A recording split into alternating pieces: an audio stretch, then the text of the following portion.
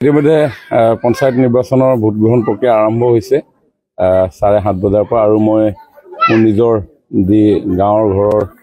Vote গ্ৰহণ কেন্দ্ৰ ৰাইজৰ লগত একেলগে আমি পঞ্চায়ত নিৰ্বাচনৰ কাৰণে ভোট প্ৰদান কৰিলোঁ। খুব ধুনীয়া, আজি বতৰো ভাল, গতিকে বতৰ ভাল হোৱাৰ পৰিপ্ৰেক্ষিতত ৰাইজসকল ওলাই আহিছে আৰু এইটোৱে হ'ল গণতন্ত্ৰৰ সৌন্দৰ্য, বিউটি অফ ডেমক্ৰেচি। কাৰণ এই সময়তে সকলো লোক একেলগ হয়, সকলোৱে এটা উদ্দেশ্যেৰে ভোট প্ৰদান কৰে, সেইটো হৈছে ৰাষ্ট্ৰৰ উন্নয়ন আৰু ৰাষ্ট্ৰৰ উন্নয়ন সকলোৱে কামনা কৰে, যাৰ জৰিয়তে প্ৰত্যেক ব্যক্তিয়ে নিজৰ ব্যক্তিগত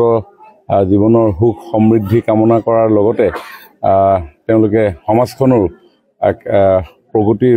আৰু বিকাশৰ পথেৰে আগুৱাই যোৱাৰ ক্ষেত্ৰত অন্তঃকৰণে তেওঁলোকে আশা ব্যক্ত কৰে আৰু এই কামখিনি কৰিবৰ কাৰণে যি আমাৰ সংবিধানৰ যি ব্যৱস্থা, সেই ব্যৱস্থা শক্তিশালী হ'ব লাগিব আৰু এই ব্যৱস্থা শক্তিশালী হোৱাৰ ক্ষেত্ৰত আমাৰ গণতন্ত্ৰই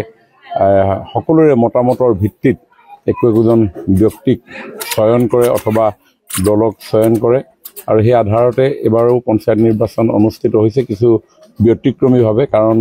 এইবাৰ ৱাৰ্ড সদস্যসকলৰ পৰাই আঞ্চলিক গাঁও পঞ্চায়তৰ সভাপতিক নিৰ্বাচন কৰা হ'ব আৰু গাঁও পঞ্চায়তৰ যি ৱাৰ্ড সদস্য, এই ৱাৰ্ড সদস্যত এবাৰ দলৰ কোনো চিহ্নৰ দ্বাৰা কোনো প্ৰাৰ্থীক প্ৰক্ষেপ কৰা হোৱা নাই, সকলোকে নিৰ্দলীয় হিচাপে অৱতীৰ্ণ হ'বলৈ আহ্বান জনোৱা হৈছিল। তাৰ উদ্দেশ্য আছিল যাতে সমাজৰ বিশিষ্ট কিছু লোকে কেতিয়াবা ইচ্ছা প্ৰকাশ কৰে নিৰ্বাচনত অংশগ্ৰহণ কৰি সমাজ সেৱা কৰিবৰ কাৰণে, কিন্তু তেখেতসকলে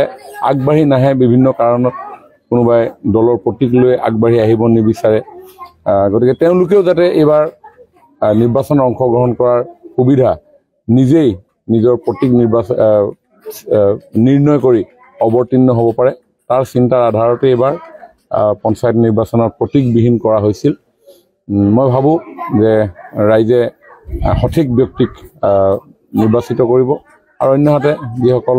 দলীয় প্ৰাৰ্থী আঞ্চলিক পঞ্চায়ত আৰু জিলা পৰিষদত প্ৰক্ষেপ কৰা হৈছে সেই দলসমূহৰ কাম কাজৰ ওপৰত নিশ্চয় জনসাধাৰণে তেওঁলোকৰ মতামত ব্যক্ত কৰিবই আৰু আমাৰ দলৰ ফালৰ পৰাও বিজেপি দলৰ ফালৰ পৰাও আমি আমাৰ সমষ্টিটোত 19 গৰাকী আঞ্চলিক পঞ্চায়তৰ